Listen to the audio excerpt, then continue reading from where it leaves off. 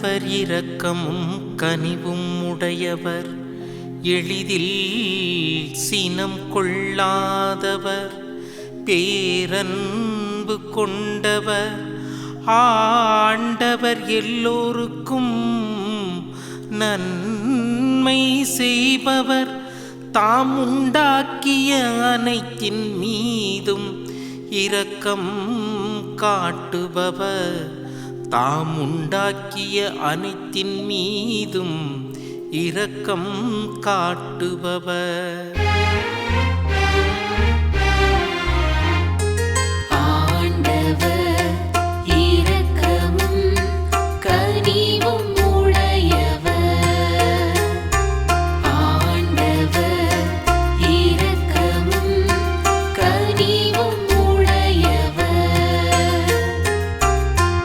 ஆண்டவர் தம் வாக்குகள் அனைத்திலும் உண்மையானவர், தம் செயல்கள் அனைத்திலும் தூய்மையானவர்.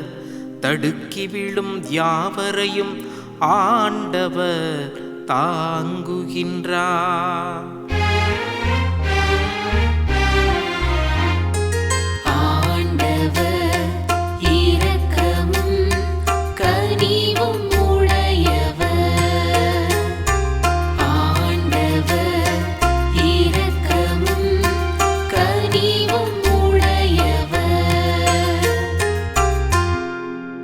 தாழ்த்தப்பட்ட யாவரையும் தூக்கி விடுகின்றார்.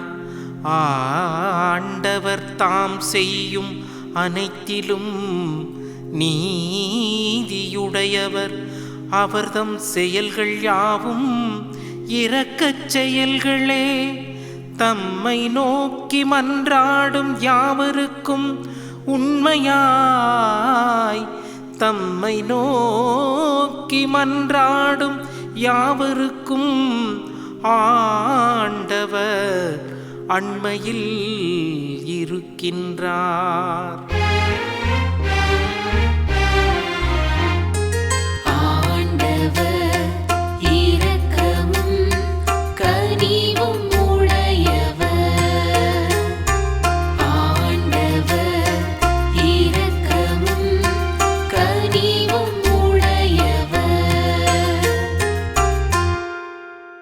ஆண்டவர் இயேசு கிறிஸ்துவில் மிகவும் பிரியமுள்ள சகோதர சகோதரிகளே, மாதா டிவி நேயர்களே, உங்கள் அனைவருக்கும் ஆண்டவர் இயேசு கிறிஸ்துவின் பெயரால் வாழ்த்துக்களும் வணக்கங்களும்.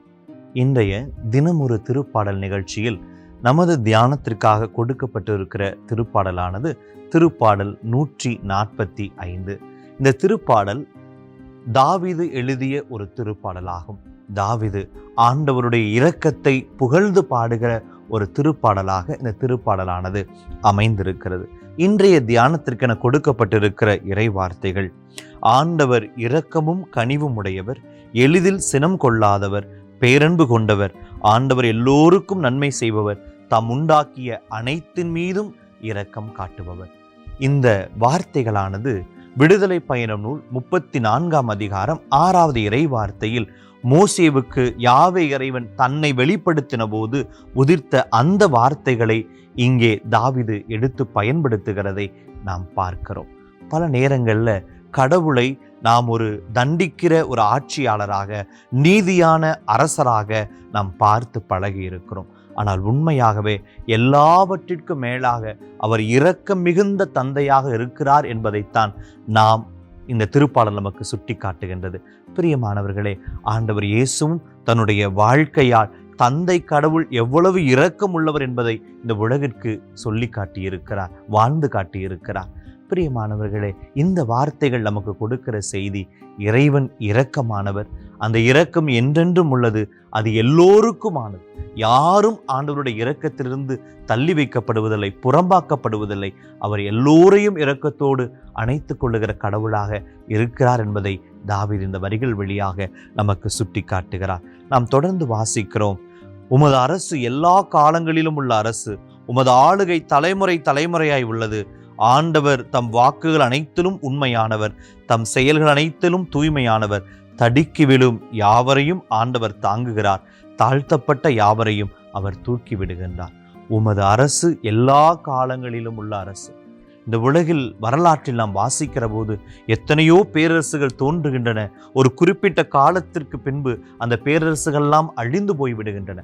உதாரணமாக சொல்ல வேண்டும் என்றால் எகிப்து பேரரசாக இருக்கலாம், அசிரிய பேரரசாக இருக்கலாம், பாபிலோனிய பேரரசாக இருக்கலாம். அந்த பேரரசுகள் உருவாகின, ஒரு குறிப்பிட்ட காலம் வரை ஆட்சி செலுத்தின. அதற்கு பின்பாக அவைகள் இருந்த இடம் தெரியாமல் அந்த பேரரசுகள் மறைந்து போயின.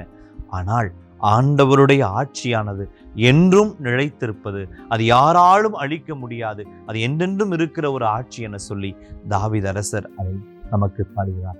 பிரியமானவர்களே, ஆண்டவர் ஒரு அரசராக இருக்கிறார். அவர் எப்படிப்பட்ட அரசர்? இந்த உலகத்தின் அரசர்கள் தங்களுடைய அதிகாரத்தை கொண்டு மனிதர்களை அடக்கி ஆளுகிறார்கள். ஆனால் ஆண்டவரோ தன் அதிகாரத்தை கொண்டு மக்களை பாதுகாக்கிறவர்களாக, துன்பப்படுகிறவர்களை தூக்கி விடுபவராக இருக்கிறார் என்பதை தாவீது அரசர் நமக்கு சுட்டி காட்டுகிறார். பொதுவாக இந்த உலகத்தின் அரசுகள் அதிகாரம் மிக்கவர்களோடு கைகோர்த்து நிற்கும். ஆனால் நம்முடைய ஆண்டவருடைய அரசோ அவர் எளியவர்களை தேடி வருகிறவராக இருக்கிறார். எளியவர்களோடு நிற்கிற ஒரு இறைவனாக அவர் தன்னை காட்டுகிறார். நம்ம வாசிக்கிறோம், தாழ்த்தப்பட்ட யாவரையும் அவர் தூக்கி விடுகிறார். ஆண்டவர் இந்த உலகத்தால் புறந்தள்ளப்பட்டவர்கள், புறக்கணிக்கப்பட்டவர்கள், சமூகத்தால் ஒதுக்கப்பட்டவர்களை தூக்கி விடுகிற ஒரு அரசராக அவர் இருக்கிறார் என சொல்லி தாவீது அரசர் நமக்கு சுட்டி காட்டுகிறார். ஆண்டவர் இரக்கமுள்ள அரசர், அவர் எளியவர்கள் சார்பாக செயல்படுகிற அரசர் என்பதை இந்த இறைவாக்குகள் நமக்கு சுட்டி காட்டுகின்றன.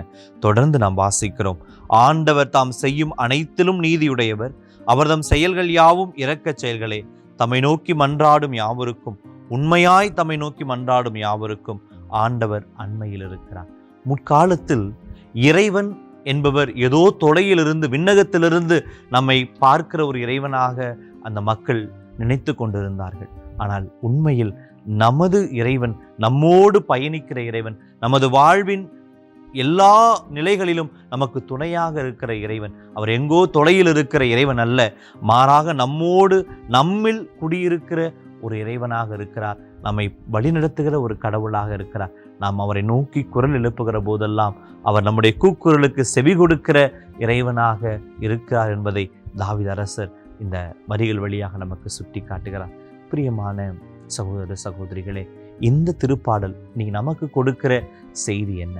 முதலாவது செய்தி, இறைவன் இரக்கம் உள்ளவர். அவருடைய இரக்கம் எல்லோருக்குமானது. யாரும் அவருடைய இரக்கத்தை பெற்றுக்கொள்ளாமல் புறந்தள்ளப்படுவதில்லை என்பதை இறைவன் நமக்கு சுட்டி காட்டி இருக்கிறார். அப்படி என்று சொன்னால் ஆண்டவருடைய பிள்ளைகளாக இருக்கிற நாமும் அந்த இரக்கத்தை நம்முடைய வாழ்க்கையில் வாழ இறைவன் நமக்கு அழைப்பு கொடுக்கிறார். உங்களுடைய விண்ணக தந்தை இரக்கமுள்ளவராய் இருப்பது போல நீங்களும் இரக்கமுள்ளவர்களா என இருங்கள் என சொல்லி ஆண்டவர் இயேசு நமக்கு கற்றுக் கொடுத்திருக்கிறார். பிரியமானவர்களே, நம் ஆண்டவரை போல இரக்கமுள்ளவர்களாக வாழ நாம் முயற்சி எடுப்போமா? இரண்டாவது செய்தி, ஆண்டவர் எங்கோ தொலையில் இருக்கிற இறைவன் அல்ல, அவர் நம்மோடு இருக்கிற இறைவன். நாம் குரல் எழுப்புகிற போது அந்த குரலை கேட்டு பதில் கொடுக்கிற இறைவன். எனவே ஆண்டவரை, நம்மோடு பயணிக்கிற இறைவனை நம்முடைய அன்றாட வாழ்வில் உணர்ந்து கொள்ள, அவரை ஒவ்வொரு நாளும் நாம் அனுபவிக்க நாம் முயற்சி எடுப்போமா? ஜெபிப்போமாக.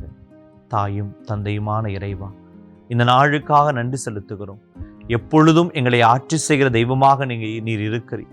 தாழ்நிலையில் இருக்கிற எங்களை நீரே எங்கள் தாங்கி பிடிக்கிறீர் என்பதை நாங்கள் அறிந்திருக்கிறோம்.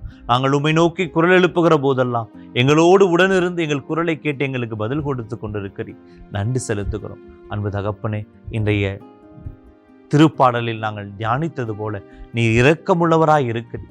விண்ணக தந்தை இரக்கமுள்ளவராய் இருப்பது போல நீங்களும் இரக்கமுள்ளவராய் இருங்கள் என்று சொல்லி ஆண்டவர் இயேசு கற்றுக் கொடுத்த வார்த்தைகளுக்கு ஏற்ப நாங்களும் எங்களுடைய வாழ்க்கையில் உமது இரக்கத்தை அனுபவிக்கிற இரக்கத்தை பிறரோடு பகிர்ந்து கொள்ளக்கூடிய வரத்தை எங்களுக்கு தர வேண்டுமாய் எங்கள் ஆண்டவரும் இரட்சகருமாகிய இயேசு கிறிஸ்துவின் வல்லமையுள்ள நாமத்தில் உம்மை நோக்கி மன்றாடுகின்றோம். ஆமேன்.